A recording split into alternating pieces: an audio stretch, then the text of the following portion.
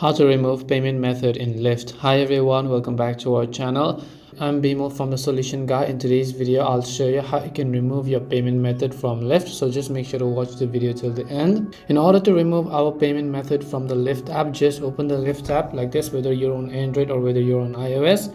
Once you open the Lyft app, tap on the three lines which is located at the top left corner of the screen, and as you tap on the menu icon on the top left, here you'll find the option that says payment, so just go ahead and select the option that says payment over here.